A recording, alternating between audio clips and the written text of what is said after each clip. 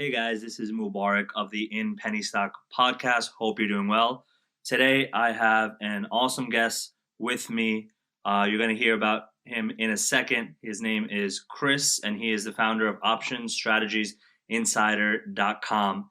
And, I know we haven't really done many guests on the show recently, but this guy was really interesting to me. At first, we kind of came across his site and just, treated it like any other site in the industry. But once we kind of dive deeper into his background, heard about him, he was gracious enough to kind of give us some insight into his courses, and I can tell this guy's the real deal. So, Chris, thank you for joining me on the show. Hey, it's good to be here. Awesome. So, for my listeners, right, a lot of us are in the penny stock world. A lot of us are interested and have heard of options, of course. But to kind of get started, I know people can find this on your website. That's, again, OptionsStrategiesInsider.com. But for those who are just listening, just hearing you from the first time, give us a little bit quick background story of yourself and how you came to this spot so far. Well, I had an extensive education in finance, and at college initially I was on a bond desk, but that didn't seem too exciting to me. So I immediately moved to options.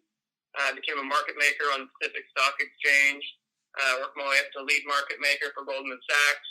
Nice. And later left that company, and now I just trade options for myself. I was consulting for high net worth individuals, and I came across a site from one of my clients that was claiming to be some kind of option research company that gave tips on trading options. But my client kept losing money, even though the site said it was consistently turning a profit. So I looked at what they were doing. It was basically a fraud operation. Mm-hmm. So I thought, well, if they're able to make money doing fraud, and I know how to do it the right way, then I might as well do it the right way. So that's how the company was born, and we've been doing trading and teaching people how to trade options ever since. Nice. I love that. And we can tell just by how kind of casually you've glanced over some of the key names you've worked at, like Goldman Sachs, that, you're the real deal. So let's take it back a little bit, right? Tell me a little bit more about your kind of professional trading career. Even though a lot of us here might be retail traders, your average, side trader working full time, but wanting to trade part time, while we have you on the line, give us a little bit of a background or kind of your day to day. How was it working at those companies, being a professional trader? So when you put in an order for options, that order has to go somewhere. And so it goes to a trading floor, maybe similar to what you've seen in the movie Trading Places, if you've seen that movie, where it's a pit with a bunch of people screaming and yelling. Yeah. And so I was the head of one of those pits. So when an order comes in, I have to decide what those markets are going to be for any stock that I'm trading. Was that in Chicago or New York or? That was in San Francisco. San Francisco, okay. So it's kind of similar to like a sports bookie. Like you could go into the casino and you could bet, say, on the 49ers to win, or you could bet on Kansas City to win. And the casino will take either side of the bet. There's just a little bit of juice. And so that's basically what I did. I would take either side of the trade, buy or sell, calls or puts, and I would make a market for all those, and I would take the other side of the trader's position. Okay, got it. And then, where when your career was kind of transitioning or progressing, I would say, what was there any reason you decided to leave that industry, or was it just kind of a natural end to the career path? How did that kind of go? How did that transition occur after you left the options world temporarily for consulting? Well, I did that for several years, and actually when I left, I was creating some online businesses. This was back in like the early 2000s when the internet was taking off.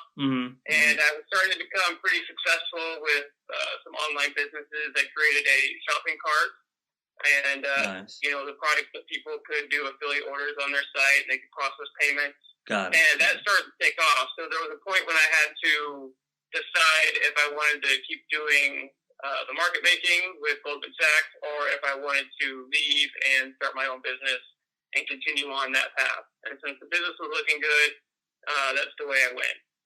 So Interesting. I ended up selling that company, and Nice. that's when I started the went back to options, which kind of is a medium between the two companies. So now I have an online business that's in the options industry. Okay. Nice. Nice. So now for again the listeners, right? We're penny stock focused, maybe cryptocurrency focused. We've heard of options. Could you give us a little bit of an intro, right? Not you don't have to get too detailed, but just in general, for the listeners, how can including or learning about options enhance their trading styles or performance? Yeah, so just by adding options to an already existing portfolio, you're going to make more money. It's going to be an ability to diversify a portfolio. You're going to be able to hedge your portfolio, and you're going to be able to just maybe cap a little bit of your maximum profit in exchange for limiting your losses. So when people introduce options into their portfolio, if they do it intelligently, they will always make more money. Okay, interesting. And now, what do you mean by doing it intelligently? How would one go about that route? Well, there's an unlimited number of ways to trade options, Okay. and what new traders often do, the options offer super accelerated gains, which is often something that attracts new traders to options. Mm-hmm. I mean, everybody likes super accelerated gains. Yeah, and let's dumb it down a bit. Can you act like I'm your little brother and I have maybe $5,000 in stocks and never heard of options, right? You come over, sit next to me, look at my portfolio, say, "Hey, little brother, you should trade, you should get into options." And I'm like, "What? Why should I get into options?" So what are these massive gains that that I could get? How does that work? Well, I don't want to tell you should get into the massive gains business because that's how people blow out. Because the same way you can make massive gains is the same way you can make massive losses. Mm-hmm. So that's not the way to go. But the typical thing that new traders will get into is you could take, say, $5,000 and you could buy 100 shares of a stock that trades for $50. And that'd be your position. But with options, you don't have to actually buy the stock. So you, for the same $5,000, you could control 1,000 shares if you're doing options, or maybe even 2,000 shares.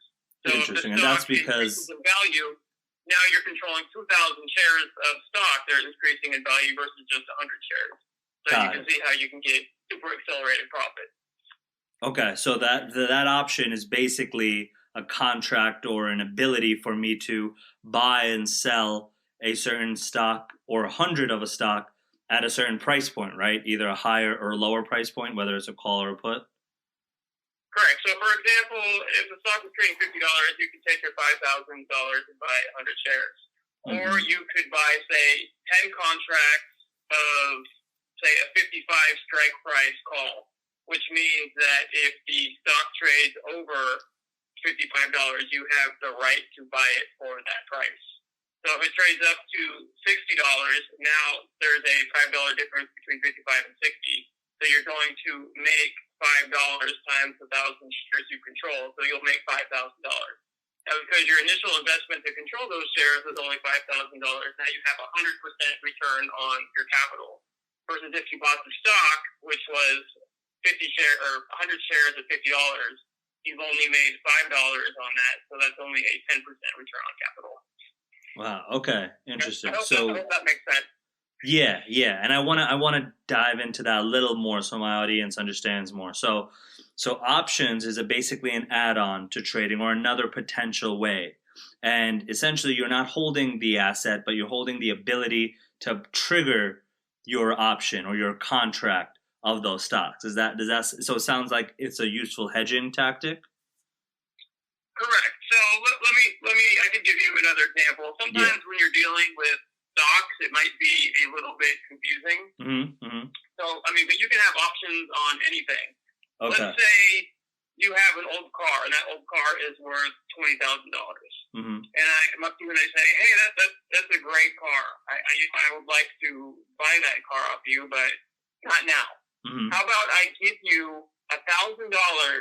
And in a year from now, if I so choose, you will have to sell me that car for $20,000. Okay, And interesting.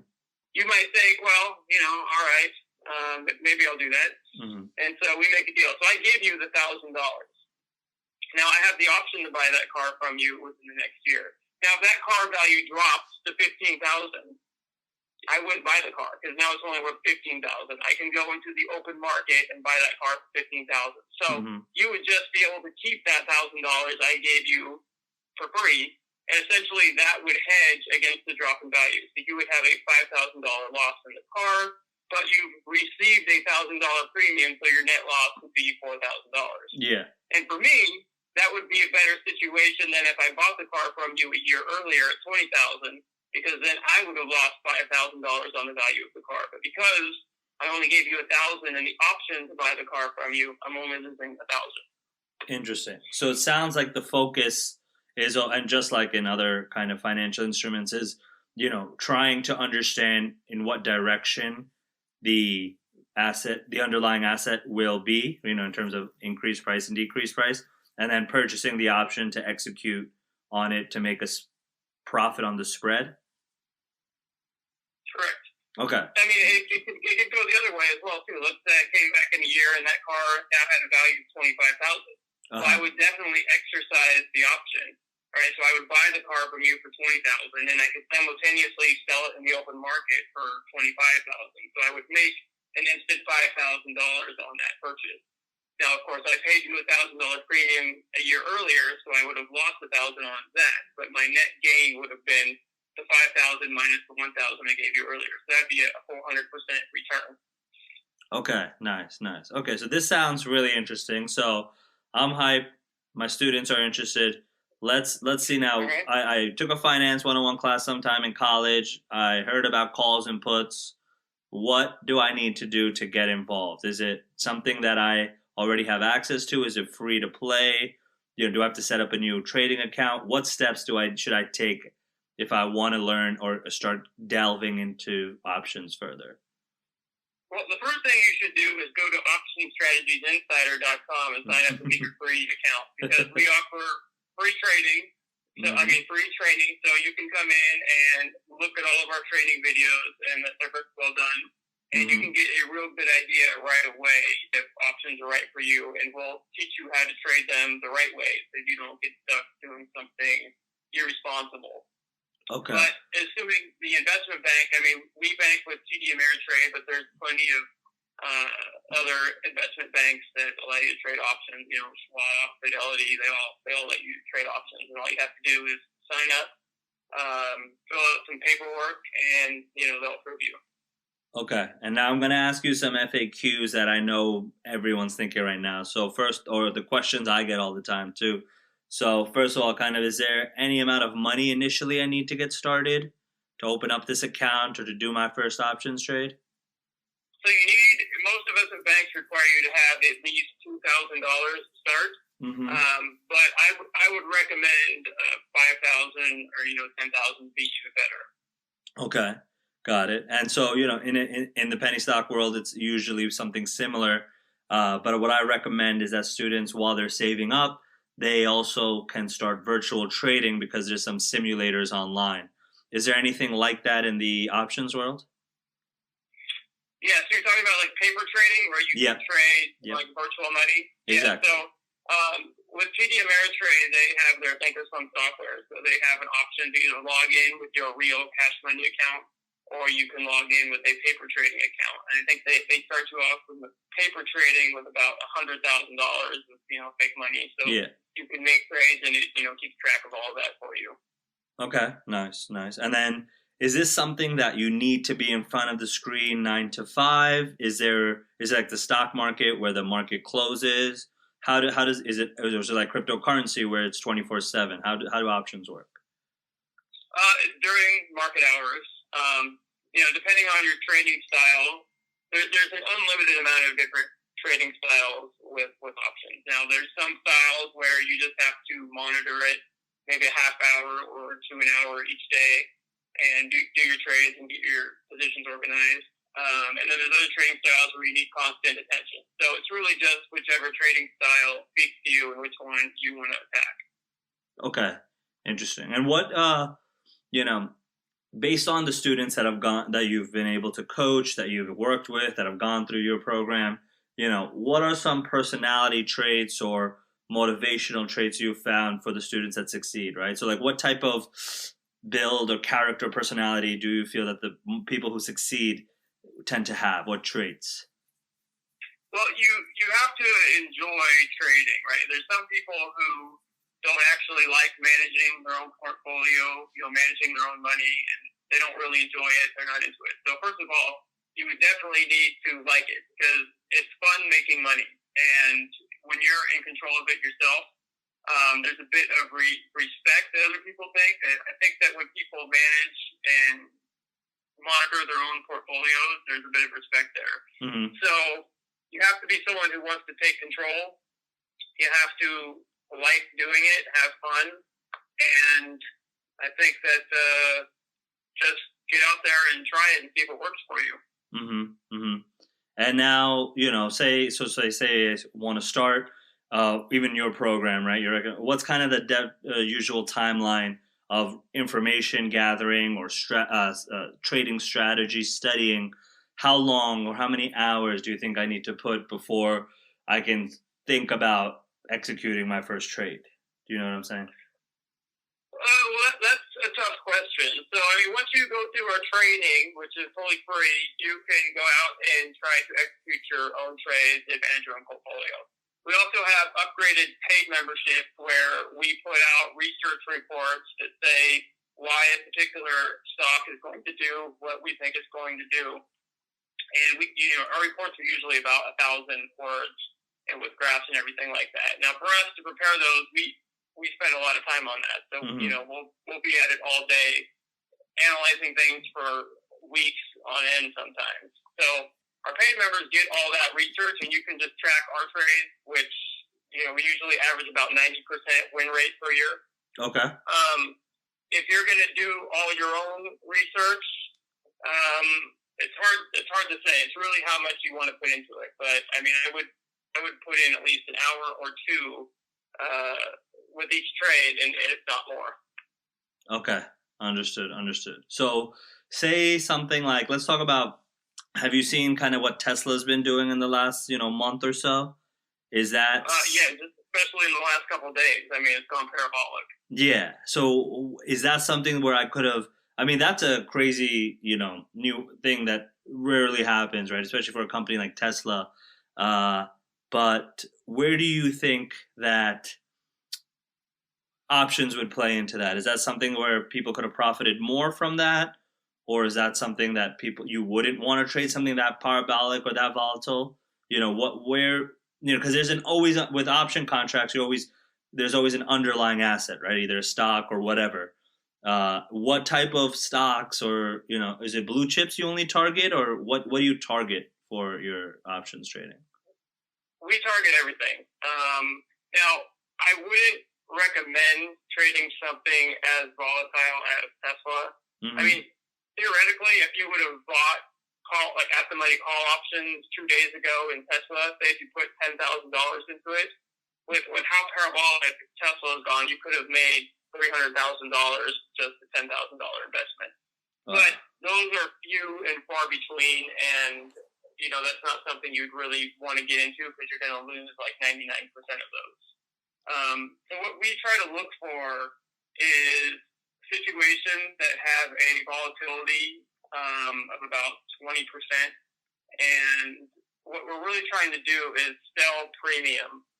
And that might be a little bit technical, but there's time value associated with options. So we want to sell the option and let time decay that time value away, and then we keep the premium in the end.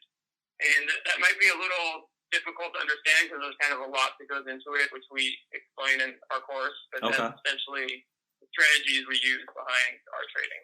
Okay, interesting. I'll leave that as a little teaser there. Now, again, I'll give you one simple example. Okay. One way to trade options is usually like the beginning method that someone might get into. So let's say, again, XYZ stock is trading $50. You could buy the stock, and you could just hold the stock, and if it goes up, you make money. But another strategy is what you could do is say you buy the XYZ stock for $50, and then you could sell a 55 call against the stock for say $500. So if the stock goes up above 55, you would then be required to sell the stock. So you would make $5 between the price you bought at 50 and you sold at 55, plus you keep that 500. But if the stock was to fall, say it was to fall to 48, you would take a $200 loss on that stock movement. But because you sold the 55 call for $500, you still have a $300 profit. So what that does is hedge your position. So you cap your max loss essentially, and in doing so, you pad your pockets in case the stock falls, or if it just doesn't trade up to 55, you would still make extra money. Got it. Okay. Interesting. And now, when you do some quick research on options and a lot of people talk about different strategies, is something, what you outline, is that similar to kind of the strategies online, like the iron triangle or iron condor? Are those popular options mechanics, or are those more kind of fad trading styles? No, those are the good ones. Iron condor, that's a real good strategy. In fact, we just released the iron condor today. So we do a lot of vertical spreads. We do iron condors, butterfly spreads. Those are some of the main profitable strategies we use. Okay. Nice. Now, I mean, we're not, we don't want to, I don't want you to believe people thinking that options are a get rich quick thing, because those never work. I mean, if you had a crystal ball, they could be. But our goal is to make 40 to 50% per year. Okay. Nice. So going off of that point, because I totally agree, I try to always showcase the risks, and obviously the rewards are the fun part to talk about, but we want to make sure that people are able to protect their investments. And so, a lot of the times my strategies, even in penny stock, have to focus with going long, because a lot of my students are newer individuals, and I wouldn't want them to actually be exposed to the liabilities or risks that come with sometimes being short for some stocks that crash or not crash, but can keep going, and then margin calls are involved. But is there anything like that in options? Like, I know how you were saying that there's the leverage opportunity to make massive gains. Does that same leverage also somehow get you in a position where you could lose more than you invested, or no? Is there a cap to it?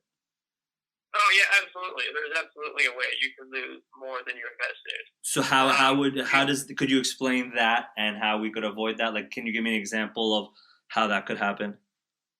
Well, all of our positions are hedged, so if things do go wrong, they're not going to be like so wrong that it's going to destroy you. But technically, if you don't do it properly, you could do that. So I mean, just like if you shorted a stock, the stock could go up forever, and you'd be responsible to cover that debt. Correct. Once the stock, right? So with options, if you just sold a naked call option, you would be responsible to deliver the stock at that price. So the stock, the same way, it could just keep going up forever, and you would be responsible to deliver the stock at whatever price it finishes at. So what we do is when we sell premium, we always make sure we have a hedge on one side. So if we're doing like a spread, we would sell like in our XYZ example, we would sell a 55 call, and we wouldn't just sell it naked. So what we would do is we would sell the 55. What does that mean, selling it naked? Naked just means selling a 55 call by itself. Okay. So, with no protection at all. So if the stock just keeps going up, you're just getting destroyed as it trades higher. So what we do is sell like the 55 call. We would then back it up by buying a 60 call. And so that's called a spread. So the 55 call is going to be worth more than the 60 call. So you will collect a premium on that trade. So as long as the stock doesn't go above 55, you're going to win. But if it does go over 55, you're going to start losing until you get to 60, which then caps your loss. Interesting. Okay. Definitely know that sometimes that can be hard to keep track of. This obviously gets easier as you kind of get, more familiar with it and have it down. It gets really easy. And one popular type of strategy, when you buy a stock, you have a 50% chance that the stock will go up, or a 50% chance the stock will go down. Obviously, if you're doing your research, you're thinking it's probably higher than a 50% chance that it's going to go up. Correct. But just based on the math, it's 50-50. Correct. Options have a big advantage because, like, let's say with our XYZ $50 stock, we could do a put spread, which is essentially betting that the stock won't go above 40 or won't go below $45. So if you think the stock has a real chance of trading higher from 50, you even have a better chance just betting that it doesn't go below 45. So if the stock does what you think and it goes higher, you win. If the stock just stays at 50, you still win. Or if the stock trades down a little bit to 47 or 46, you still win. That's why options have a big advantage, because it's just easier to make money. You don't have to be necessarily right on the direction. You just can't be extremely wrong. Got it. So there's several methods and strategies that you can set up in order to make sure that you're kind of staying in the green. Right. Okay. So like in the iron condo you brought up earlier, so you could basically bet that the stock will stay between 45 and 55 for a 45-day period, and as long as the stock trades within that range, you can still make a lot of money. Okay, got it. Nice. That is definitely interesting, because that type of technical analysis is what we do often here. So being able to profit just because of stocks that are trading in a range, that's actually usually not the best trades for us, but that's definitely an interesting tool for any trader's arsenal. Okay. Yeah, for sure. Definitely. I like what I'm hearing so far. So tell me a little bit more about your course, your website, what differentiates it, and why should people that are generally into trading, penny stocks, stock market, dividend stocks, what would they benefit from by checking out your website? Well, I mean, we used to charge $1,000 for our course a couple years ago. So I think it was last summer we just decided to make it free. Nice. And I think you'll see the difference when you go check out our course. I mean, it's done by professional animators. We had all professional studio people make the course, so it's not like some jankety course that Joe Bob made in his garage. It's all professionally done.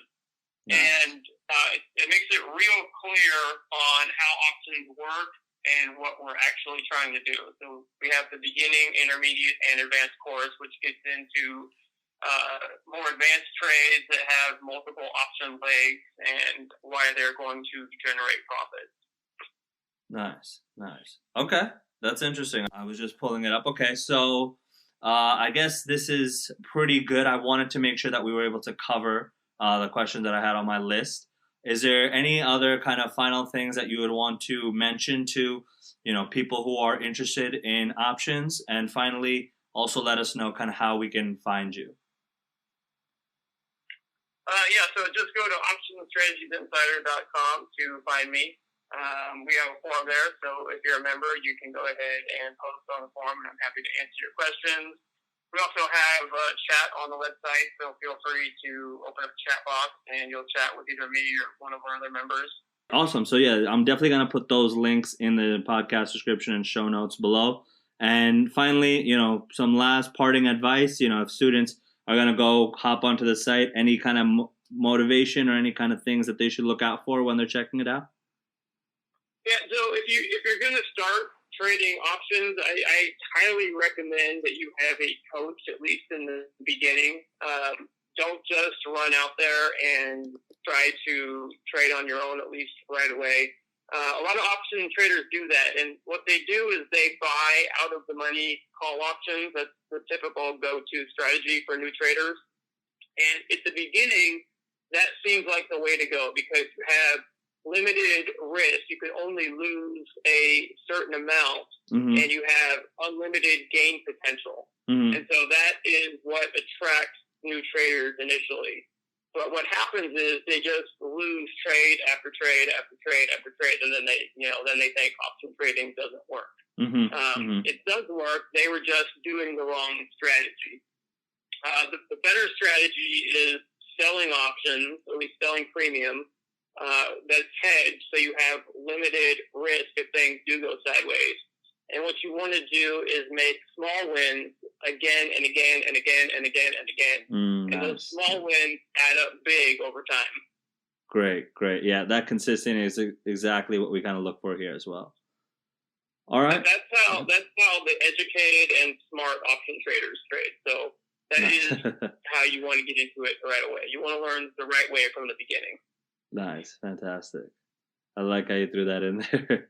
Okay, awesome. Well, definitely appreciate this. That went by quick, but that was actually in half an hour. I think that's kind of jam packed with some nice examples and information. Definitely appreciate having you on, Chris. Thank you again. I think we're going to have to do this again sometime.